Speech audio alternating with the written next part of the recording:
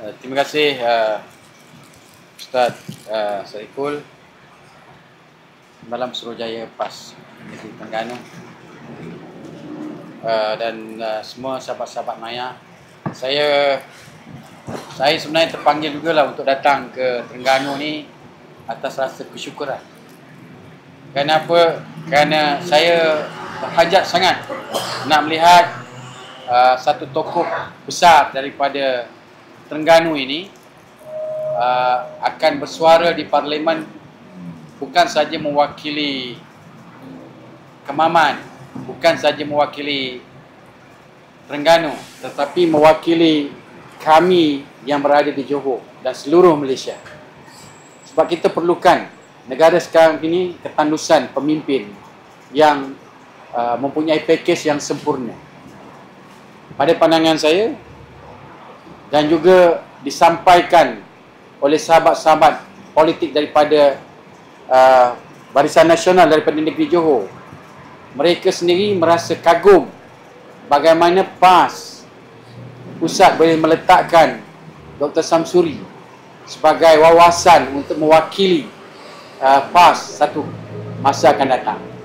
Jadi foresight ataupun pandangan depan, masa depan ini adalah satu usaha yang telah dibuat oleh PAS Pusat, yang kami di Johor menunggu saatnya melihat bagaimana seorang pemimpin yang akan dilahirkan untuk mewarisi kepimpinan negara akan datang. Jadi pada saya lah, kalaulah rakyat Kemaman atau amnya rakyat Terengganu tidak memberi peluang kepada Dr. Samsuri sebagai ahli Parlimen 040 Kemaman, ini adalah satu tindakan yang tak boleh nak, bahasa orang Johor panggil tak boleh nak brain kan. Sebab tokoh seumpama ini yang boleh meletakkan kemenangan kepada Terengganu, satu keputusan yang luar jangkaan dan luar biasa.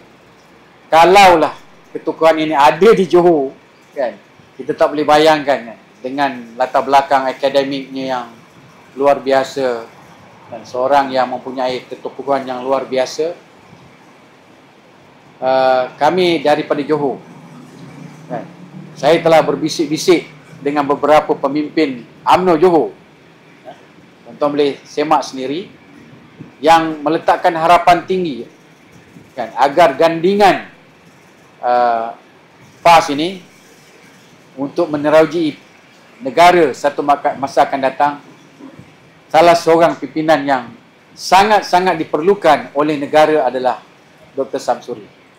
Jadi ini adalah satu kebanggaan untuk rakyat Terengganu, khususnya kepada pengundi-pengundi di P040 Kemaman.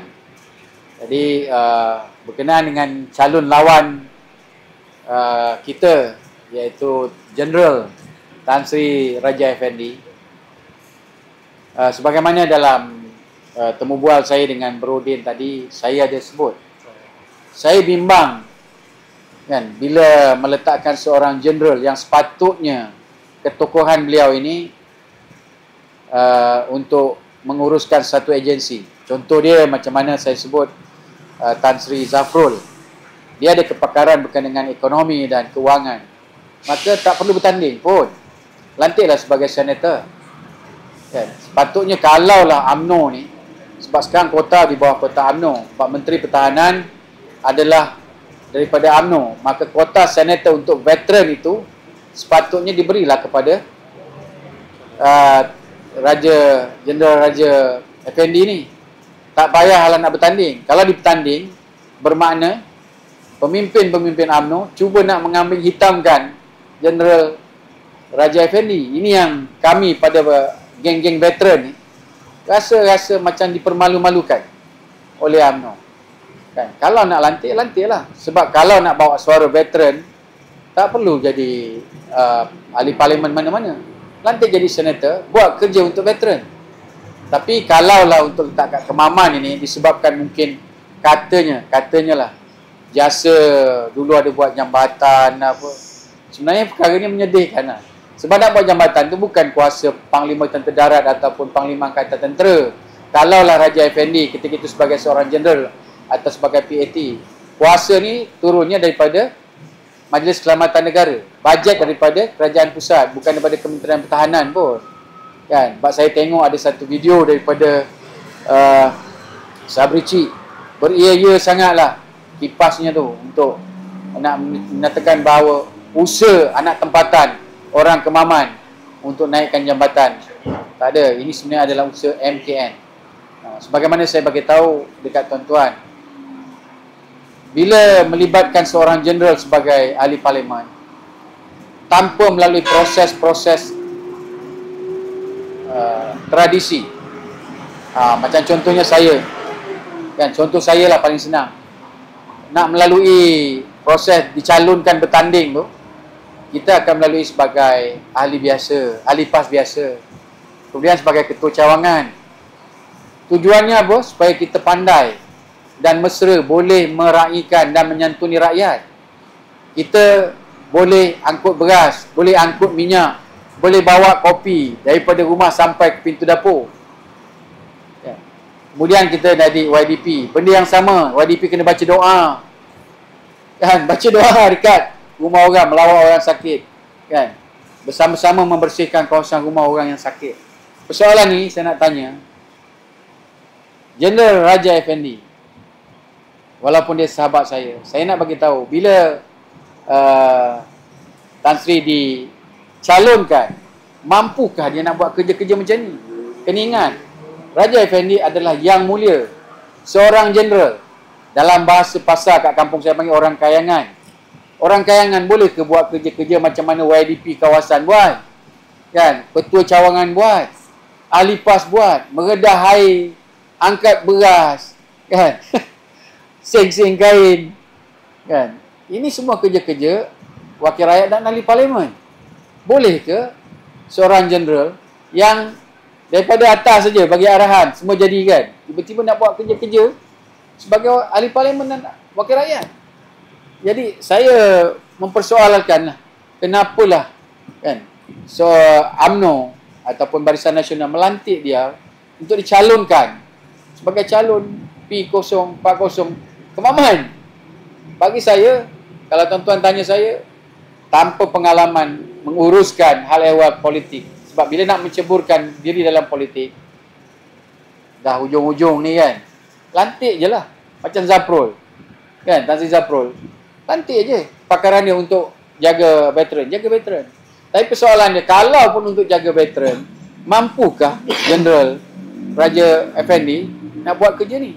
Sebab ketika dia memegang jawatan sebagai CEO ataupun ahli lembaga pengarah lembaga tabung angkatan tentera, adakah dia berbincangkan hal ehwal veteran untuk membantu veteran? Tuan-tuan pun tahu, ada 97,000 hektar tanah milik lembaga tabung angkatan tentera. Saya pun tak tahu, bila timbul isu kes jeneral ini dicalonkan, baru kita semak balik, rupanya lembaga tabung angkatan tentera ada 97,000 tanah.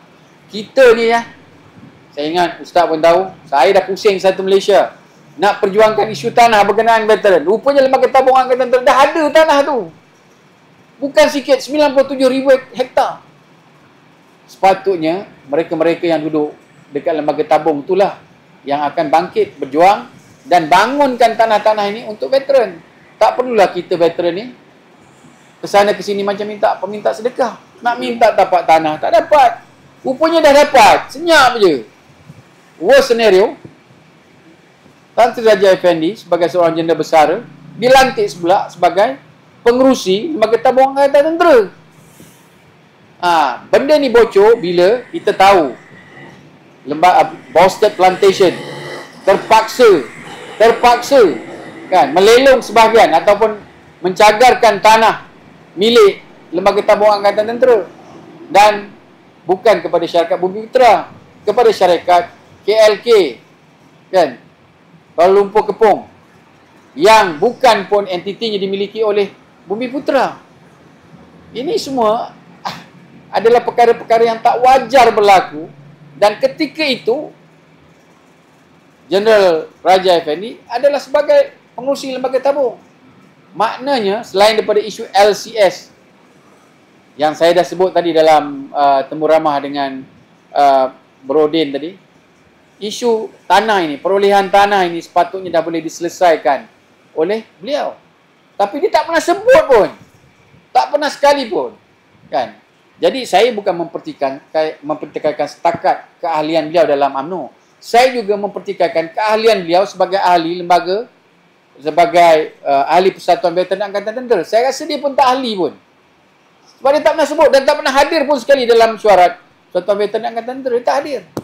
Kan? Jadi, bagaimanalah sekiranya dia dilantik pun sebagai senator, tak boleh bawa isu berkenaan veteran dan Angkatan Tentera, dan ketika dia diberi tampuk pemerintahan, dia tak boleh nak melaksanakan tugas dia, malah boleh rugi. Kan? Bukan sikit, berbilion tuan-tuan. Kerajaan terpaksa pula nak build out tanah apa ni, Boston Plantation. Ini satu kerugian pada Angkatan Tentera dan kepada negara umumnya. Takkan orang macam ni yang tak boleh, yang dah dibantu dengan aset yang besar. Lembaga Tabung Angkatan Tentera ini salah satu entiti kerajaan JLC yang mempunyai aset yang sangat besar. Modal besar tapi dia rugi.